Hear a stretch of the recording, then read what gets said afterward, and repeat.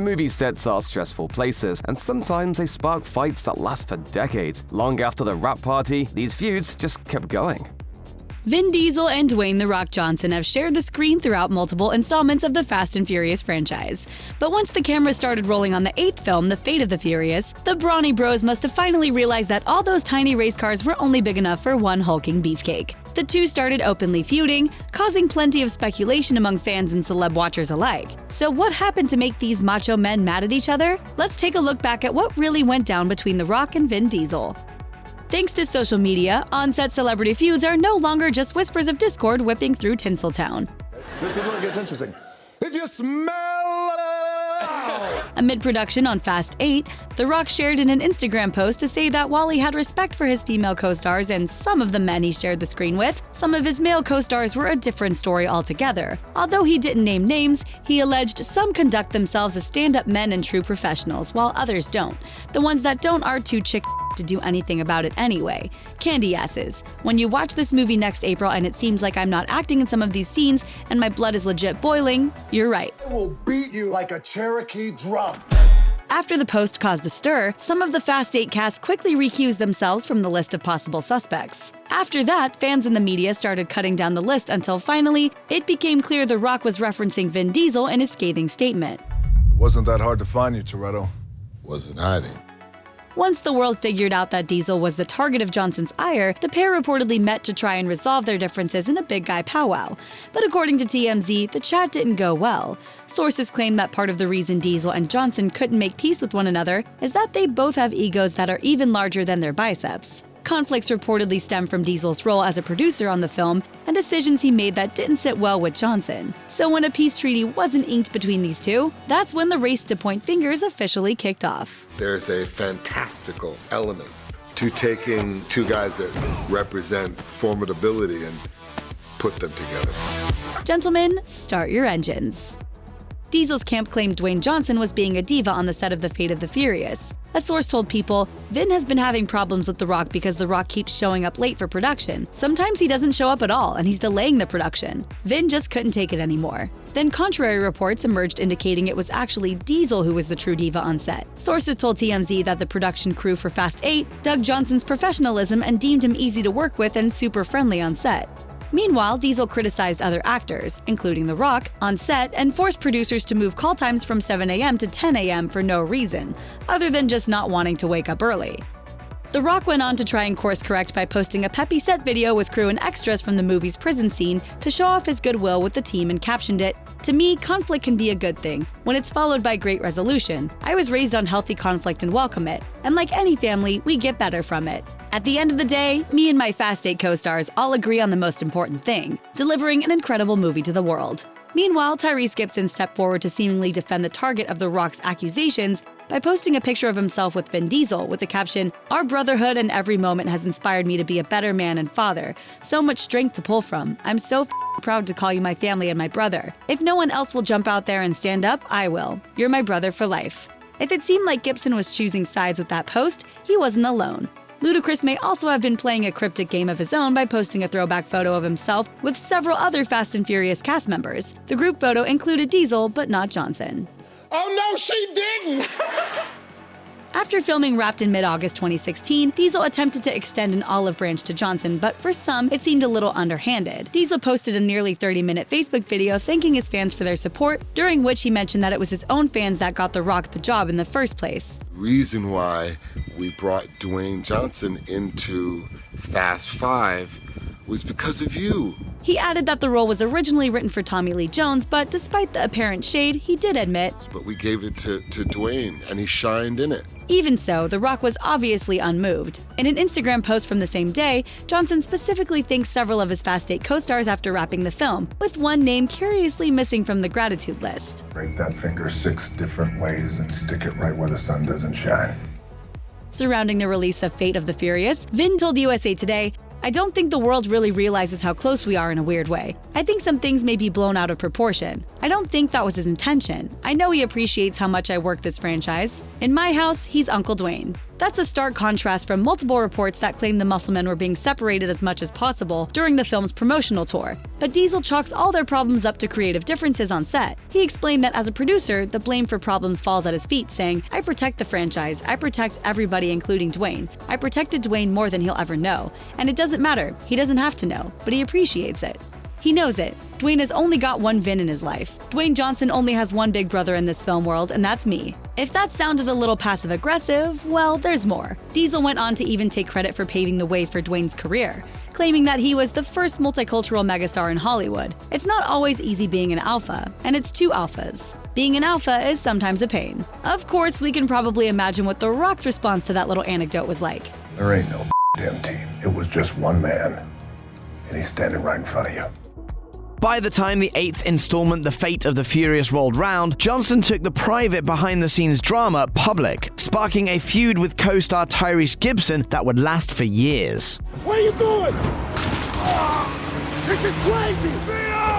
The online feud began in 2016 with a since-deleted Facebook post where The Rock blasted his male co-stars per ABC News. Flash forward to 2017 when Tyrese Gibson took to Instagram to ask Johnson not to do the Fast and Furious spin-off, Hobbs and Shaw, writing, "You have purposely ignored the heart-to-heart moment we had in my Sprinter. I don't want to hear from you until you remember what we talked about. Fast Family is just that, a family. We don't fly solo." I mean, I wasn't trying to get into the whole leadership thing like now. According to Entertainment Weekly, later in 2017, Universal Pictures announced Fast and Furious 9 would be delayed due to planned spin-offs. Gibson obviously didn't take the news well and blamed Johnson for the delay. He wrote on Instagram, "Congratulations to The Rock for making the Fast and Furious franchise about you. Will this be another Baywatch? Guys, just relax. I'm just a passionate film critic." Shots fired. I see what you're doing. You think I'm stupid? Of course I think you're stupid. A day later, Universal announced the release date for Hobbs and Shaw. Gibson responded to the news by taking his beef to Instagram once again, posting a throwback pic of the cast without Johnson, writing, "Diversity, love, fast family." Until Dwayne showed up. I guess this whole time he had a problem because he wasn't the only one on the movie poster.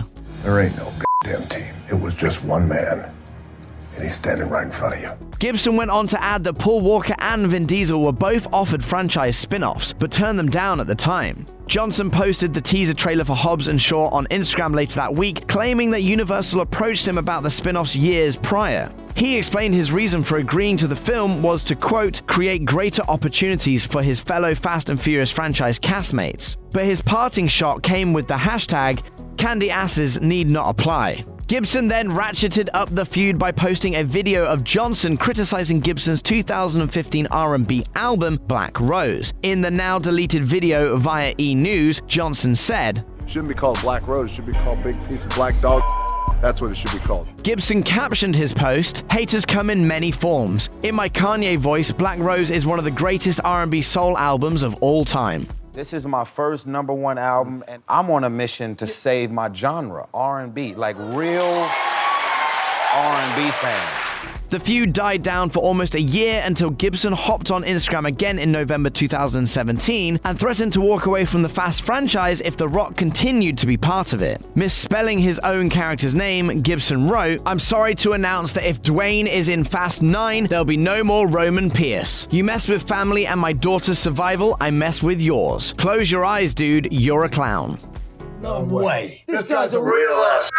On August 2nd, 2019, Hobbs and Shaw hit theaters and roared to #1 at the box office in its first 2 weeks. Johnson took to Twitter to thank his fans and take another shot at Gibson while he was at it. He wrote, "Thank you everyone for making this an exciting first week of box office for our little spin-off Hobbs and Shaw. #1 movie and $333 million worldwide ain't too shabby. And remember, the best way to shut the mouth of a clown is to flex with success and a smile." In its first month, the film earned over $600 million worldwide. I'm what you call an ice-cold can of whoop-ass. However, in yet another since-deleted Instagram post via People magazine, Gibson called the global opening not a win. Breaking up the family clearly doesn't have the value that one would assume it does. Again, my respects because he tried his best. Hobbs and Shaw is all about the F word, family. Fighting over costumes, ridiculous movie demands, and backlash over a family tragedy. What started the ongoing feud between stars Sarah Jessica Parker and Kim Cattrall? In 2008, Clifford Strite, the real-life inspiration behind Willie Garson's Stanford Blatch, tried to sell a book proposal about the Sex and the City stars. According to the New York Post, in the proposal, Strite revealed that while the four stars were the best of friends on screen, the reality was very different. According to Strite, Cattrall was a natural comedian and a scene stealer in the best possible sense. The camera went right to her. You know what they say? Big arms, big arms. Hello, 911? I'm on fire. That didn't sit well with Sarah Jessica Parker, who was supposed to be the series' lead, so Parker reportedly decided to ostracize Cattrall. Strite claims Parker, Cynthia Nixon, and Kristen Davis supposedly formed a clique, which omitted Cattrall and the show's creator-producer Darren Star. Cattrall and Star reportedly leaned on each other, but when Star exited the show after 2 seasons, Michael Patrick King took over his role. Cattrall was left completely isolated. The alleged rift was so major that while shooting in Atlantic City, Parker supposedly rented a house to share with Davis and Nixon, but didn't invite Cattrall. An HBO spokesperson said at the time that Kim stayed in a different house because she was married, and her husband was supposed to come. But rumors of on-set drama kept mounting. One source told the New York Post that no one would speak with Cattrall, quote, not even in the makeup room.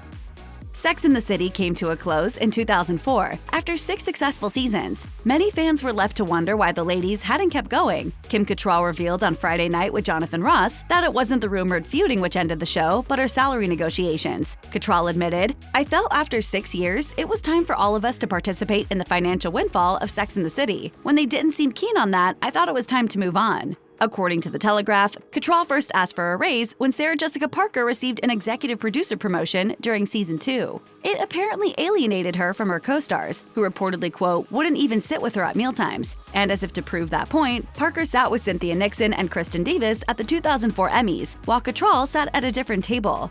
Cattrall candidly replied after being questioned about it, "Are we the best of friends? No, we're professional actresses. We have our own separate lives." Parker was adamant that Cattrall's pay was never an issue, saying, "Cattrall mentioned money and no one should vilify her for it. People made a decision that we had vilified her."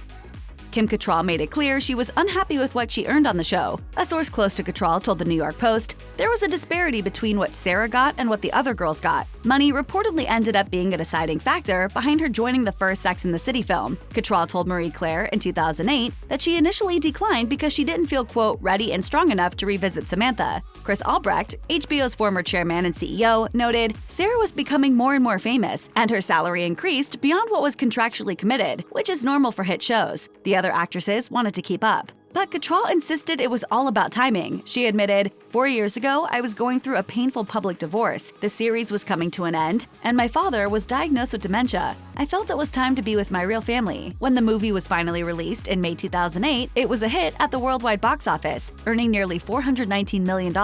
But according to The Telegraph, shooting it wasn't easy. The supposed feud between Sarah Jessica Parker and Cattrall reportedly became so petty that the 2 stars fought over their outfits because, quote, each coveted the other's costumes. When the 4 actors reunited for 2010 Sex and the City 2, Sarah Jessica Parker and Kim Cattrall put up a united front, adamantly denying rumors of a beef between them. Parker told Elle, "I don't think anybody wants to believe that I love Kim. I adore her. I wouldn't have done the movie without her." Cattrall responded in the Daily Mail, saying, "I think Sarah was right. People don't want to believe that we get on. They have too much invested in the idea of 2 strong, successful women fighting with each other." Cattrall told Marie Claire at the time that the chemistry among the 4 of us is very strong. Kristen Davis called the rumors ridiculous, and Cynthia Nixon noted, "It hasn't always been smooth sailing, but the idea that we're somehow adversarial is ludicrous." Parker agreed, saying, "When you're on set, you're working 90-hour weeks. You're never home, you're exhausted. There are times when all of us have been sensitive, and sometimes feelings get hurt." Despite their claims, New York Magazine reported in 2009 that tensions were indeed quite high, alleging that Parker and Cattrall were not speaking to one another on set. In September 2017, Sarah Jessica Parker told Extra that a 3rd Sex and the City movie had been in the works with a, quote, beautiful, funny, heartbreaking, joyful, very relatable script and story. She also confirmed, "It's over, we're not doing it." Parker said she was disappointed, and her fellow stars shared their own anger, with Kristen Davis writing on Instagram, "It is deeply frustrating not to be able to share that chapter with all of you. I wish that we could have made the final chapter on our own terms to complete the stories of our characters." It was initially unclear why the project fell through, but the Daily Mail placed the blame on Kim Cattrall, with a source alleging that the actor was, quote, always playing the victim. The insider further claimed that the film fell apart right before pre-production because Kim had the audacity to tell Warner Brothers that she would only do this if they made other movies she had in development. Another source supported those claims, alleging that it was a fantastic script, but Warner Brothers couldn't give in to her ridiculous demands. Kim held everyone's life up. Her behavior is beyond disappointing. The drama surrounding the third Sex and the City film just couldn't be squashed. Kim Cattrall told Piers Morgan that she was cool with her co-stars making a third flick without her. She also confessed that she and the others had never been friends. According to People, an insider put the blame back on her, stating, "It's amazing Kim is saying she wasn't negotiating because she was absolutely asking for many demands, some of which have already been quoted. When she said the relationship was toxic, it's interesting because she is the one who creates the drama, but she won't take honest responsibility for her actions." Sarah Jessica Parker revealed on Watch What Happens Live with Andy Cohen that she was heartbroken by Cattrall's comments, saying, I don't know, I found it very upsetting because that's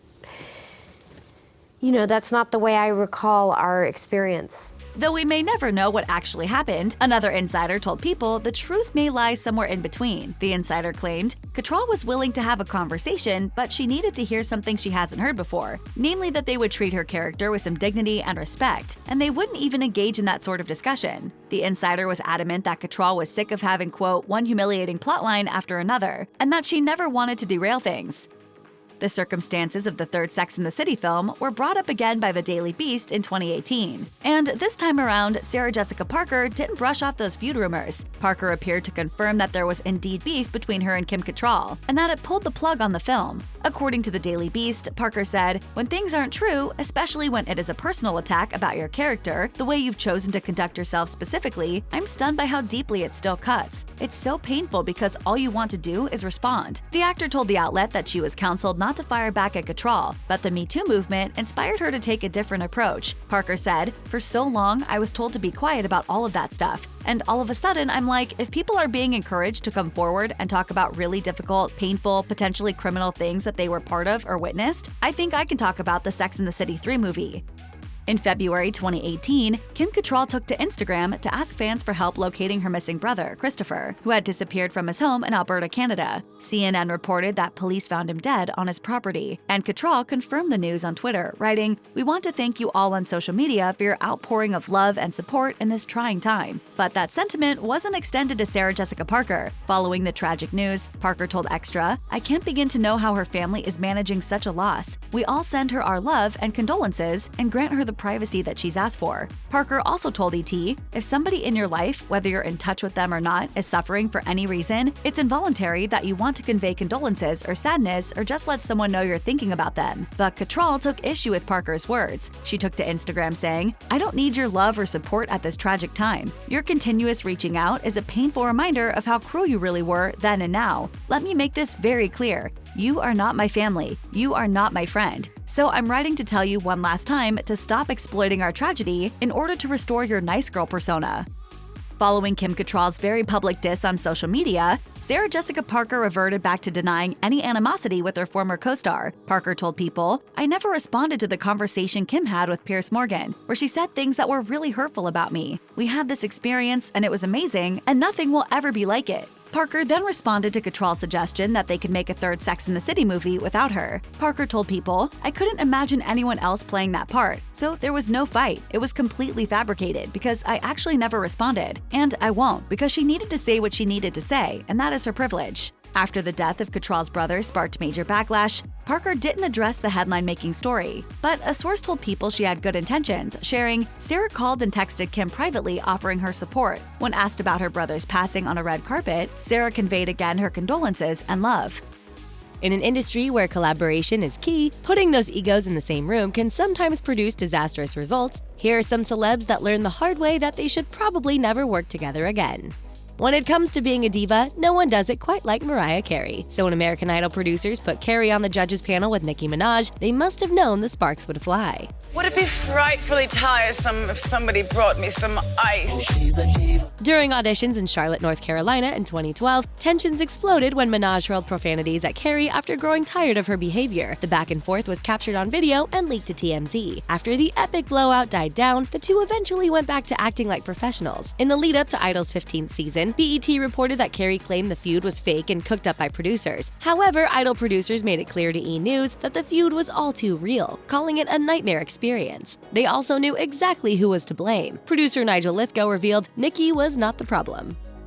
In 1997, George Clooney was primarily known for his television role on ER, and his career in film was by no means a sure thing. So it was a pretty bold move when the TV doctor went toe-to-toe with director David O. Russell on the set of Three Kings. In a 2000 interview with Playboy, the actor claimed that he grew tired of Russell constantly berating crew members, and the situation reached a boiling point when the director allegedly kicked an extra. According to Clooney, he approached Russell in an attempt to defuse the situation, which did not go well. After a screaming match, Russell allegedly headbutted Clooney. Clooney fought back, and the two had to be physically pulled apart. Clooney told Playboy, "I had him by the throat." Russell and Clooney managed to make it through the rest of production. However, Clooney swore he'd never work with Russell again. In 2004, Clooney told Premiere, "Quite honestly, if he comes near me, I'll sock him right in the mouth." Definitely keep those two apart.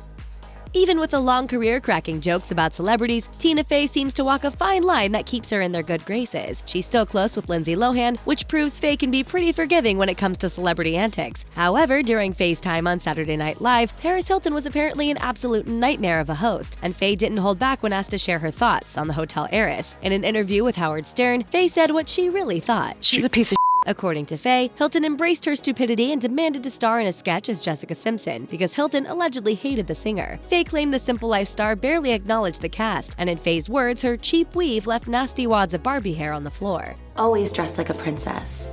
If you do, you'll be treated like one.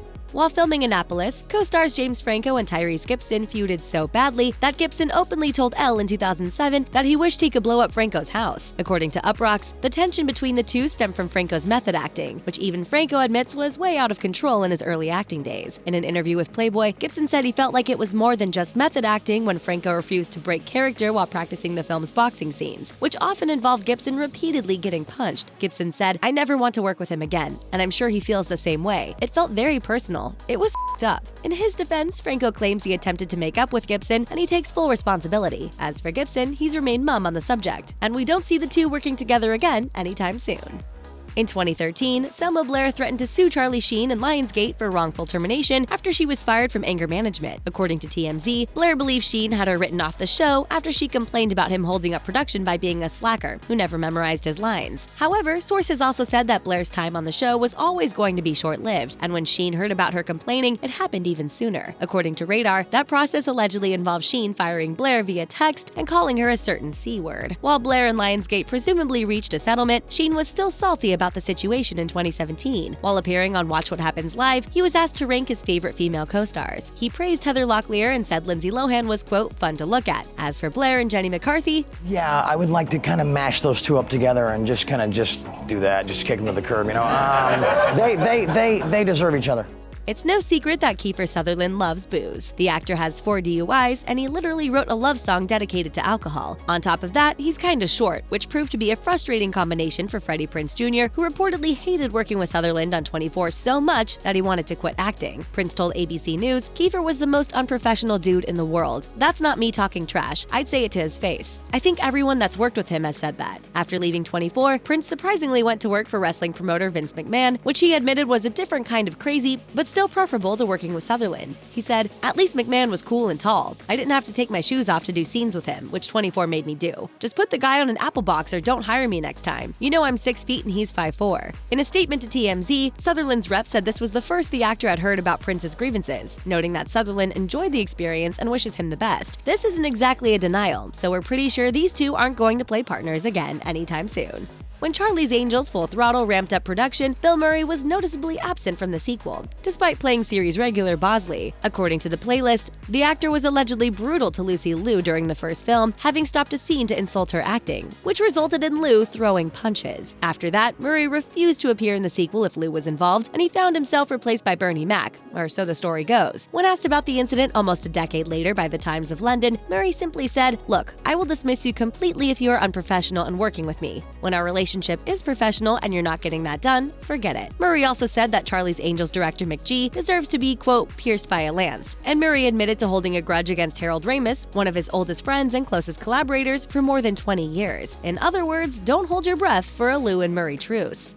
In 2013, Shia LaBeouf and Alec Baldwin were set to appear in the Broadway production of Orphans until LaBeouf was fired from the show because of creative differences. In a lengthy interview with Vulture, Baldwin described his version of events. He claims that LaBeouf showed up to the set with a jailhouse mentality and began sending Baldwin videos in which he recited entire scenes from memory. Eventually, the situation went nuclear when LaBeouf told Baldwin during rehearsal that he was slowing him down. At that point, Baldwin asked to be removed from the show, but the director chose to fire LaBeouf instead. A year later, LaBeouf told Interview that his method acting had gotten the best of him. He also said that his goal was to, quote, intimidate the out of Baldwin. He even admitted to following Baldwin home after he got fired from the play. Needless to say, the situation got way out of hand. According to LaBeouf, the two actors have since made amends, but we don't suspect Baldwin will be working with LaBeouf anytime soon, no matter how hard LaBeouf might beg. What are you waiting for? Do it! Mad Max Fury Road may have been a box office success and a hit with critics, but behind the scenes, star Charlize Theron and Tom Hardy did not get along at all. In interviews, Theron wasn't shy about confirming the rumors that she struggled with Hardy, and director George Miller even admitted that Theron and Hardy didn't have the best relationship according to People. While sitting down with Esquire, Theron went even further by bluntly revealing that the two actors, quote, went at it, which she blamed on both Hardy's personality and filming conditions that involved them constantly working on a moving truck in the desert. In 2017, co-star Zoe Kravitz confirmed the feud between Theron and Hardy, which she partially blamed on the grueling production. On Watch What Happens Live, Kravitz revealed, Yeah, they didn't get along. Yeah. They didn't get along. What And we was were the also in issue? the desert for so long. Right. I think everyone was tired and confused. They may have played star-crossed lovers on the big screen, but Romeo and Juliet stars Claire Danes and Leonardo DiCaprio reportedly hated working with each other on Baz Luhrmann's Shakespeare epic. The reason? They were just two different types of people. DiCaprio allegedly hated Danes for being too uptight. Danes apparently hated DiCaprio for being a cool guy prankster. Coincidentally, this clash of personalities was basically the setup for every bad Katherine Heigl movie filmed between 2008 and present. Oh well, at least they were able to fake it. Rumors that I Love Trouble stars Nick Nolte and Julia Roberts hated each other began before the movie was even released. According to a July 1994 piece in the LA Times, tempers flared early on, peppered with a few Roberts tantrums along the way. The discord was so intense, sources say, the two played more to stand-ins than to each other. To make matters worse, Roberts and Nolte took their hate affair public by dropping one passive-aggressive insult after another in various interviews. Oof. With that kind of behavior, it's no coincidence that a film about a train wreck was a total train wreck.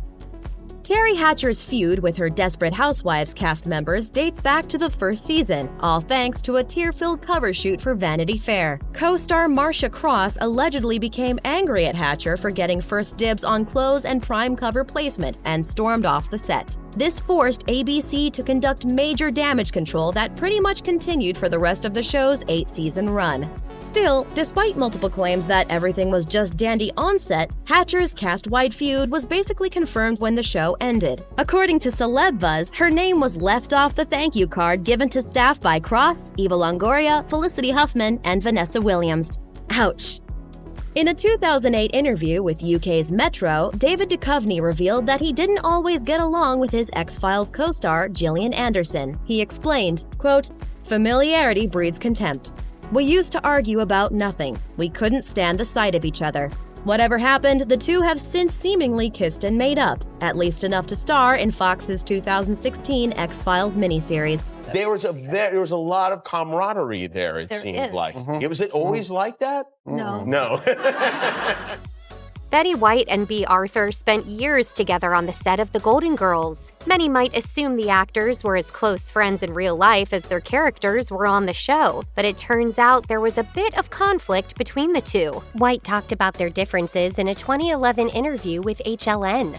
Bea was not that fond of me, but Yeah, I why loved... no? I've heard that. I don't know. What is I don't that know what about? I ever did. At a Times Talks event in 2011, White expanded on it, saying that her chipper demeanor just rubbed Arthur the wrong way. "She found me a pain in the neck sometimes. It was my positive attitude, and that made Bea mad sometimes. Sometimes if I was happy, she'd be furious." Arthur's son, Matthew Sachs, opened up to Closer Weekly about his late mother's mean streak, saying, "My mom unknowingly carried the attitude that it was fun to have somebody to be angry at. It was almost like Betty became her nemesis, someone she could always roll her eyes about at work. It would make my mom unhappy that in between takes, Betty would go and talk to the audience. It wasn't jealousy, it was a focus thing.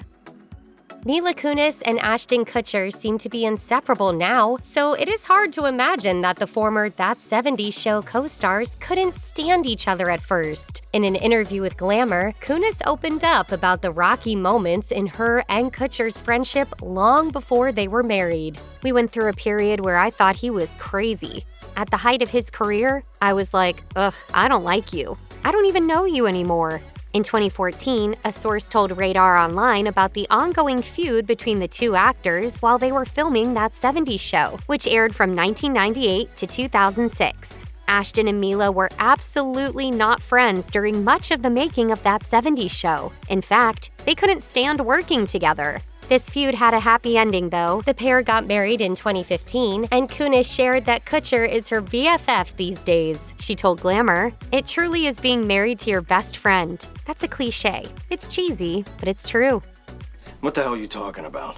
Nothing. I'm talking about nothing. And you won't have to hear my opinion on anything ever again, okay? Oh, don't tease. Rumors of a conflict between Gilmore Girls co-stars Lauren Graham and Scott Patterson circulated for years before Graham finally put the speculation to rest in an interview with TV Guide. When asked if she was best friends with Patterson, she responded, "No, it's a very happy set. It's a very functioning, working set. And I think some of that is helped by us having a little bit of a life outside." She added that though they weren't close, they also weren't enemies, as people had speculated. We're not intimates. We work well together. As for Patterson's perspective of his relationship with Graham, he thinks the so-called feud is nothing more than internet gossip. When asked if the ongoing speculation was accurate, Patterson told TV Guide, "No, I think it's not accurate. I think it's really inaccurate, and I think people thrive on rumor and innuendo. That sells papers, gets people to click on websites." Seinfeld fans may remember that Heidi Swedberg's time on the show as George's fiancée Susan came to an end when she was abruptly killed off of the show. It turned out Swedberg's run on Seinfeld was cut short because Jason Alexander found her difficult to work with. But it actually wasn't the star's personality that Alexander had a problem with. Instead, he simply didn't think they worked well together on screen. In an interview with Howard Stern, he said that he and other actors on the show found her difficult to work with because she had different comedic timing. Her instincts for doing a scene, where the comedy was and mine, were always misfiring, and she would do something, and I would go, "Okay, I see what she's going to do. I'm going to adjust to her," and then I'd adjust, and then it would change. Alexander later issued an apology for his remarks on Twitter. He offered additional context, as it seems he realized he came off a bit harsh in the interview with Howard Stern. Swedberg is a kind, lovely person who undoubtedly worked really hard to create Susan, and that character was clearly what Larry and Jerry wanted her to be for George. I just felt I was on uncertain ground in how to play off that character, and I was always concerned that it wasn't working. The tension between Janet Hubert and Will Smith of The Fresh Prince of Bel-Air went on long after Smith got her fired from the show. In fact, the feud lasted decades, as Hubert often publicly spoke out about being replaced by actor Daphne Reid on the show. In an interview with OMG Insider, Hubert said that Smith was sure nobody would care. He said, "We're just gonna replace her and act like nothing happened." Well, honey, that is not what happened, is it? The world has let me know that my place on that show was very, very, very loved. Hubert also shared that other cast members, including Alfonso Ribeiro, who played her on-screen son, failed to stick up for her, and instead sided with Smith. "I felt demonized and beaten up and crucified for so many years. No one came forward to my defense. No one." After many years, Hubert and Smith made amends during 2020's The Fresh Prince of Bel-Air reunion on HBO Max. Both former co-stars acknowledged their wrongdoings during their heart-to-heart conversation, finally putting the feud to rest. I'm so happy that we were able to make that reconciliation, and I hope other people can take something from it. Grey's Anatomy's Katherine Heigl created tension to the extreme when she publicly removed herself from Emmy consideration the year after she won the award, blaming the writers for not giving her enough good material. Rumors that she was a diva on set and difficult to work with continued up until she left the show about a year and a half later. Speaking to The Hollywood Reporter in 2014, Grey's creator Shonda Rhimes seemed to imply that it was Heigl who catalyzed Rhimes' quote, "no policy" on the set of her follow-up hit Scandal. Rhimes didn't bother mincing words in the interview. "There are no Heigls in this situation. I don't put up with bullshit or nasty people. I don't have time for it." Years later, in an interview with Howard Stern, Heigl spoke about the controversy, saying, "I went to see Shonda and said, 'I'm so sorry, that wasn't cool, and I should not have said that, and I shouldn't have said anything publicly. But at the time, I didn't think anyone would notice. I just quietly didn't submit, and then it became a story, and I felt I was obligated to make my statement, and I should have just said, 'Shut up, Katie.' Yeah, probably."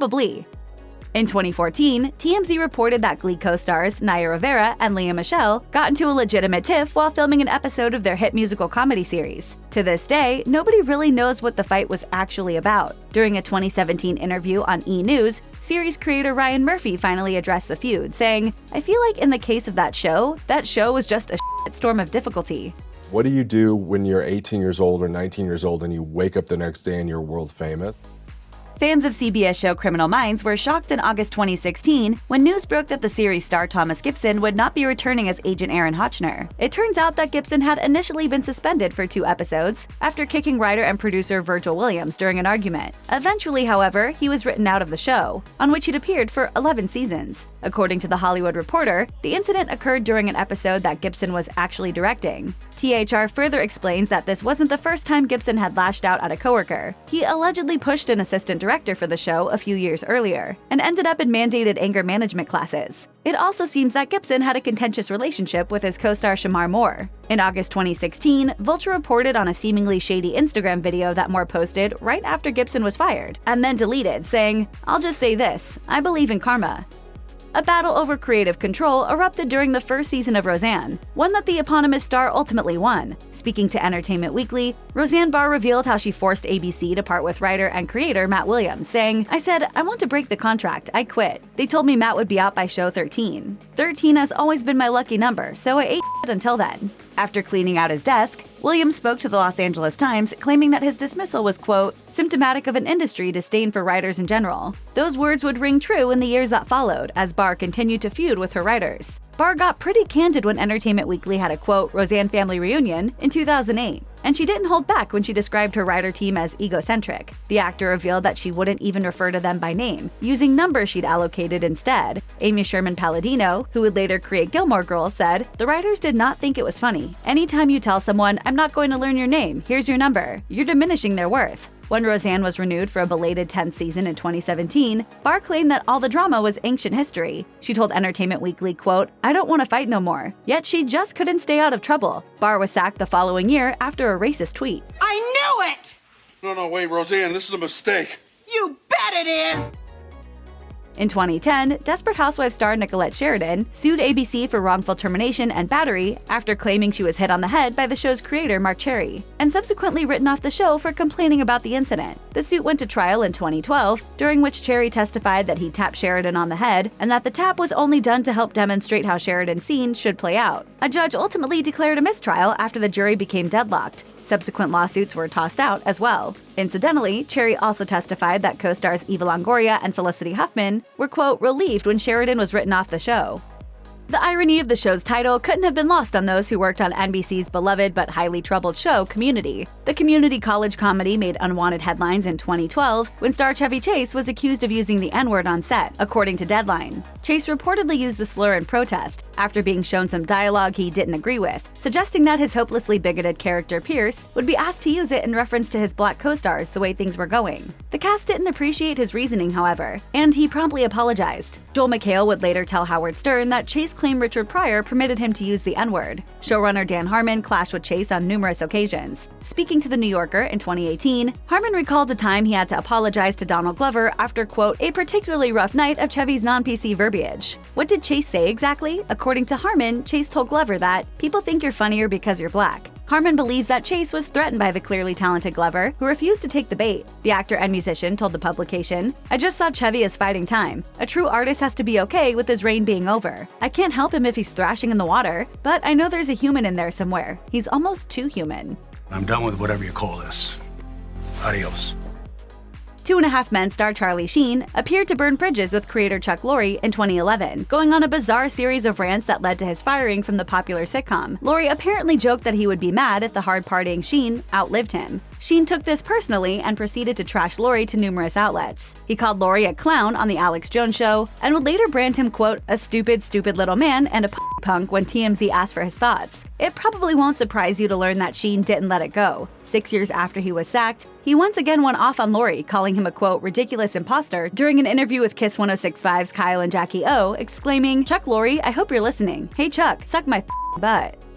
Emotions regularly run high on Empire, and reports suggest that the turmoil can sometimes continue after the cameras have stopped rolling. In 2017, tabloids claimed that execs had been dealing with behind-the-scenes fighting between Taraji P. Henson and Season 3 guest star Nia Long, who were apparently refusing to film scenes together. According to insiders, Long's difficult behavior with the hair, wardrobe, and makeup teams prompted an angry reaction from the series regular. TMZ reported, "They stopped speaking to each other when they were on set. Our sources say it was next to impossible to film the scenes they did together, and that's why they had actually blocked out how to shoot those scenes separately." A second source told E! News that things escalated when newcomer Long overstepped her mark, saying, "Tensions calmed between them towards the end of the season, but it comes down to the fact that they both have been in the industry for so long, and both want to be the star. Unfortunately for Nia, Taraji is the star of Empire, and no one and nothing will ever change that." Henson has remained tight-lipped in the years since, but Long seemed to stir the pot when she spoke to TV Once Uncensored in 2018, saying, "Nia Long knows her light, Nia Long knows her makeup, Nia Long knows her hair, and you probably can't talk me into something else. If you want to call that difficult, then sorry." Much has been written about Lena Headey and Jerome Flynn's rumored romance. But what exactly went down between these two Game of Thrones stars? Headey's Cersei Lannister and Flynn's Sir Bronn of the Blackwater shared the screen briefly during Season 3, but they curiously never appeared in a single scene together after that. The two are thought to have met back in 1993 when Headey appeared on Soldier Soldier, a British drama series headlined by Flynn and his one-time musical partner Robson Green. Flynn denied that anything was going on when The Sun questioned him about Headey in 2003, though interestingly he refused to, quote, "rule out a relationship with her." Whether they dated at the time remains unclear, but if they did, it didn't last. Headey married from 2007 to 2012, then married again in 2018. It's the period in between that she supposedly got involved or re-involved with Flynn, though The Guardian once mentioned rumors of some overlap. Whatever happened, it apparently ended badly. An insider told The Sun ahead of the Game of Thrones finale in 2019, Lena and Jerome have not filmed together due to a bad breakup. They kept the full extent of its secret, but it was a very turbulent relationship, and it has been very awkward on set. She appears to have a genuine hate towards him. Star Trek legends George Takei and William Shatner remain locked in a feud that has spanned several decades. They worked on the original series together from 1966 to 1969, and would co-star later in 6 Star Trek feature films, giving them plenty of time to get under each other's skin. Their beef became common knowledge when Takei opened up about it in his 1994 autobiography, To the Stars, claiming that Shatner would pretend not to know him on set, and even had a movie script altered so that Takei Sulu wouldn't get his own starship. It's been a tit-for-tat war of words ever since. The feud flared up big time in 2008, when Shatner claimed to have not been invited to Takei's wedding. Shatner was quoted by the New York Post as saying, "There's such a sickness there. It's so painfully obvious that there's a psychosis there. I don't know what his original thing about me was. I have no idea. I didn't read his book that was printed many years ago." Takei told the Edmonton Journal that Shatner's invitation must have been lost in the mail. And in 2019, when The Guardian asked Takei what his dream dinner party would look like, he appeared to take a shot at his old foe with his answer, saying, "My colleagues from Star Trek, with one exception." After working with Leah Remini for nearly a decade on The King of Queens, Kevin James established quite a kinship with his on-screen wife from the show, so it was hardly a surprise that he'd invite her to guest star on his new program, Kevin Can Wait. She's in my life forever. I can't get rid of her. But what did come as a surprise was what that meant for his newest on-screen leading lady, Erin Hayes. The two had shared the screen for the show's inaugural season, but Hayes was unceremoniously kicked off the show before its second season because, according to sources, he had a better chemistry with Remini. For her part, Hayes didn't betray much in the way of gory details when she confirmed the news on Twitter, writing, "True, I've been let go from the show. Very sad. I had a great experience season 1. Thank you for all the support from our wonderful fans." But it certainly has to sting that the reason for her departure was clearly her co-star's interest in working with someone else instead of her. Ouch. All right, you know what? You won this, my little Care Bear. You won this one. Shannon Doherty made more than her fair share of enemies around Hollywood. One such enemy is Tori Spelling, daughter of the legendary 90s television executive Aaron Spelling, who had her fired from the set of Beverly Hills 90210 after one particularly brutal day of infeuding between Doherty and co-star Jenny Garth. Spelling later admitted she was the one responsible for having Doherty fired after its 4th season by saying, "I remember I could hear the door fly open and everyone screaming and crying. That's when I was told the boys just had to break up Jenny, Garth, and Shannon. It was like a fistfight." She then turned to her powerful dad to put an end to the madness after the cast unanimously prompted her to do so. And I told them, I said, I feel really bad doing this. She's my friend. I don't feel like I should be doing this. Even so, Spelling said she felt that her decision to have Doherty canned from the show was the right one. She did get a chance to reprise her role as Brenda Walsh in the 90210 reboot, but it wasn't the last time one of Doherty's co-stars got her axed from a hit series either. The official line regarding Shannon Doherty's early exit from Charmed, which ran for 5 more seasons after the actress was written out, was that the WB encouraged her to pursue other interests outside of the witchy series. But it's one of the worst-kept secrets in Hollywood that her behind-the-scenes drama with co-star Alyssa Milano played a major part in the network's decision to let her go. I was not a troublemaker. I was just a pain. Doherty herself told Entertainment Tonight, "There was too much drama on the set and not enough passion for the work. You know, I'm 30 years old and I don't have time for drama in my life anymore."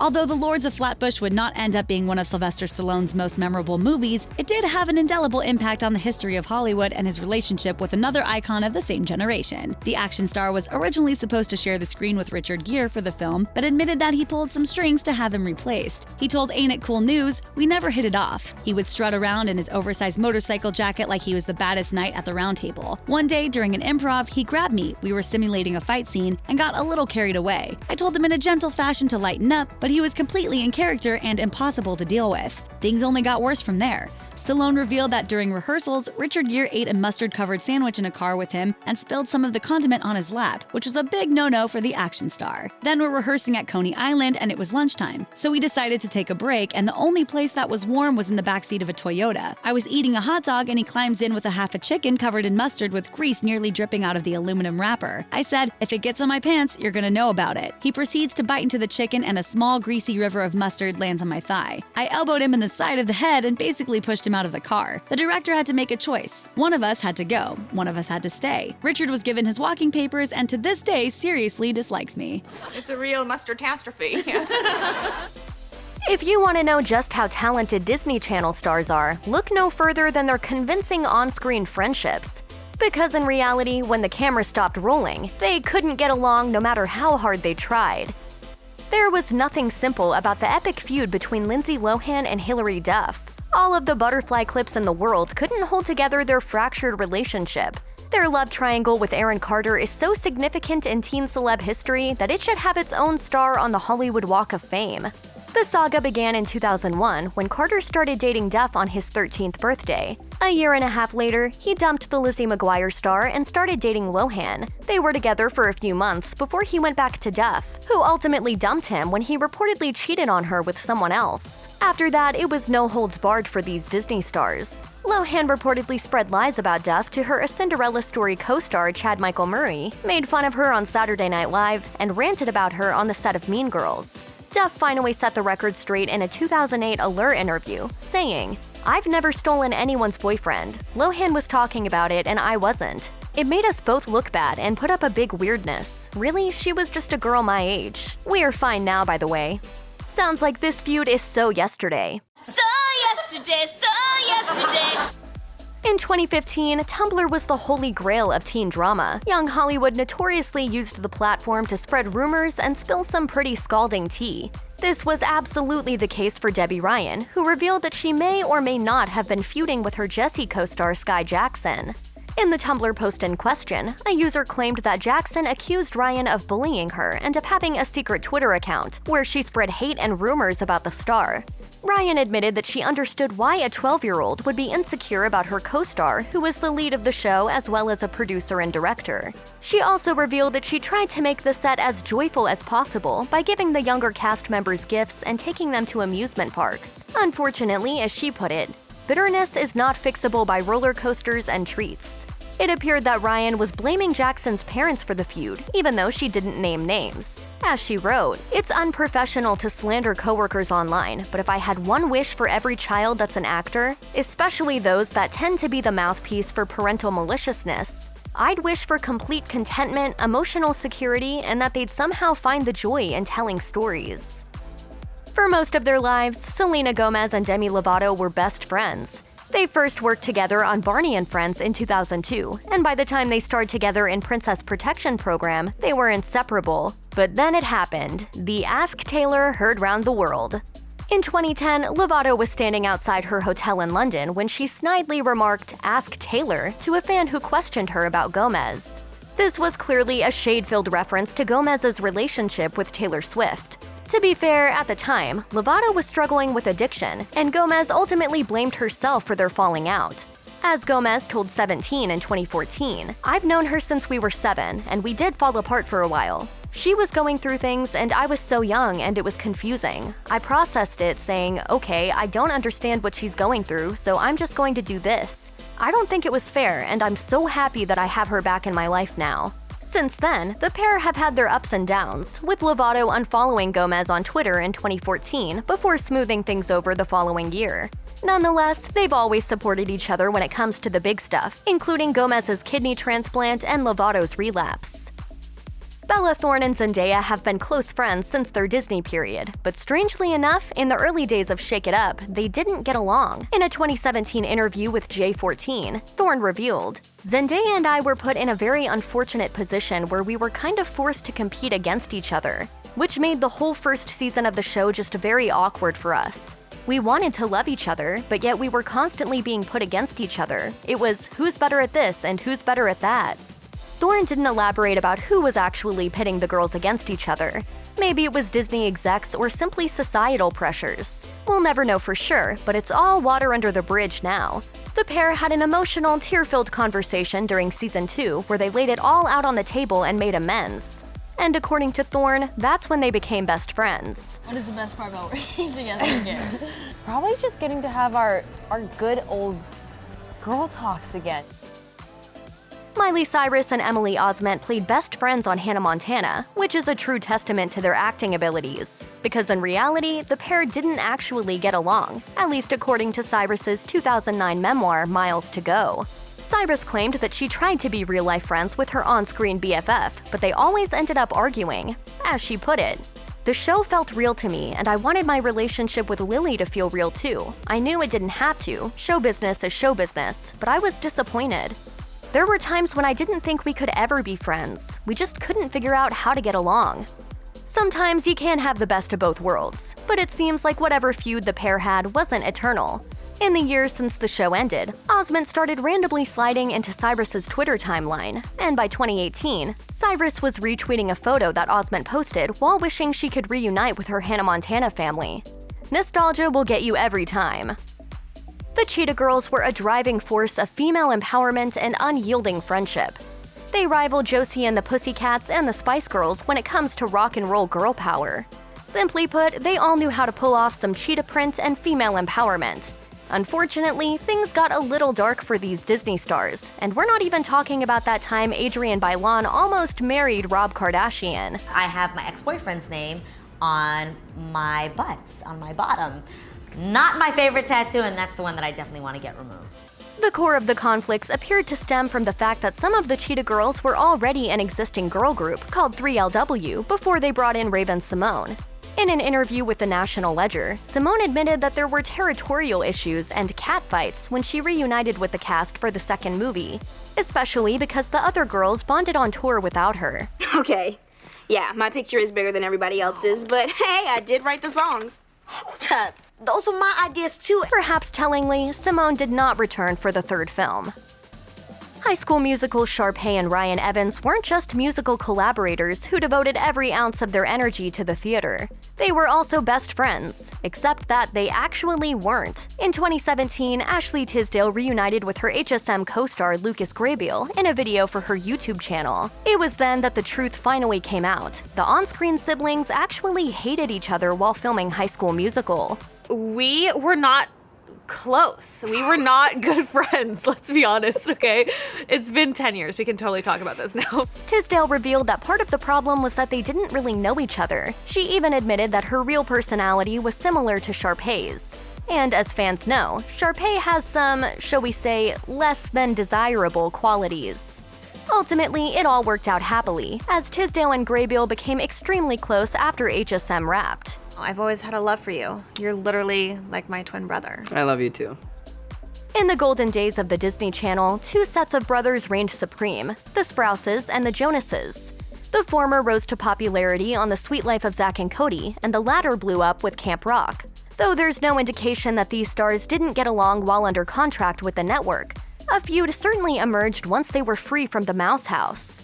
The drama started in 2013 when Joe Jonas penned an essay for New York Magazine that slammed his time with Disney and trashed the show Jonas as, quote, weird slapstick humor that only a 10-year-old would laugh at. He also explained, being a part of the Disney thing for so long will make you not want to be this perfect little puppet forever. Eventually, I hit a limit and thought, screw all this, I'm just going to show people who I am. This sentiment didn't sit well with Dylan Sprouse, who claimed that Joe was a bad artist if he bought into Disney's, quote, rigid structure to achievement. As he wrote in a Tumblr post, first, I think it's bullshit that they were being robbed of choice or creativity. If they wanted to, they could have told Disney no. Cole and I did this hundreds of times and we ended up alright. The only reason they didn't is because, like many of the people on that channel, I think they fell for the allure of fame. Jake T. Austin and Selena Gomez played siblings on Wizards of Waverly Place, and by all accounts, it seemed like they were great friends. Hints of trouble between the two only started to come to light when Gomez signed on for the gritty film Spring Breakers, the same year that Wizards was coming to an end. Apparently, Austin wasn't thrilled that Gomez was leaving the network. In a since-deleted tweet, he clearly threw some shade at his on-screen sister for taking on a new role by posting, when an artist's definition of growing with their fans is creating content they aren't even allowed to see. Gomez didn't publicly acknowledge Austin's comment, but she did fiercely defend her decision to take on the controversial role while doing press for Spring Breakers' press run. In March 2013, she told Collider that her mother brought her the script, which made her think seriously about stepping out of her comfort zone. That same month, she told Reuters, I want to challenge myself, and my choices may not be appropriate for a young audience. I'm choosing movies that I feel are artistically fun and creative. Rowan Blanchard is not your average Disney star. The Girl Meets World actress has been outspoken about women's rights, even talking to New York Magazine about intersectional feminism years before she could legally vote. She wasn't afraid of the heavy hand of Disney either. Instead of staying quiet, she opened up about her queer identity to Wonderland magazine. Considering her activism, it shouldn't be surprising that she reportedly took issue with her Girl Meets World co-star Uriah Shelton. In an interview with M Magazine, Shelton admitted that he's friends with most of the cast, but as for Rowan, he noted that she doesn't necessarily like him and that they have a lot of differences. Differences are a nice way to put it. Shelton has a history of liking anti-feminist posts online, and it's pretty hard to find someone who's more feminist than Blanchard. It's also worth noting that Shelton was given a restraining order in 2017 after allegedly kicking a woman in the stomach. Despite their differences, Shelton told M Magazine that he doesn't have anything against Blanchard, though she's probably too busy slaying fashion Instagram to care. It's no secret that Nickelodeon stars' worst of their on-set feuds nearly shattered our fondest childhood memories. We bring you the Nickelodeon co-stars who couldn't stand each other. Despite Victorious' cancellation in 2012, Justice was noticeably absent in Grande's video for Thank You Next, which featured some of her other Nickelodeon co-stars. Then Justice mysteriously ditched out on Grande's headlining Coachella set in 2019. But is there actually still drama between these two former Nick stars, or have they smoothed things over? The alleged feud first came to the surface during a joint pop star interview in 2010. It sort of looked like Justice was annoyed while talking about Grande's singing talent. Years later, however, Justice tweeted that the drama was non-existent. In 2013, rumors stirred yet again when Grande hopped on Ask FM shortly after Victorious ended with a bold claim stating, "The only reason Victorious ended is because one girl didn't want to do it. She chose to do a solo tour instead of a cast tour." Though she wasn't mentioned by name, Justice did go on a solo tour during the summer of 2013. That's quite the coincidence. Shortly after Grande's Ask FM claim, Justice tweeted about an unspecified friend throwing her under the bus and told the Meredith Vieira show the cancellation wasn't her fault. A lot of the other cast members didn't want to go on a Victoria's tour anyways, so it was just kind of unfair, and it was this whole thing. Justice later told TMZ, "We're not like best friends, but at the end of the day, like, I wish her well."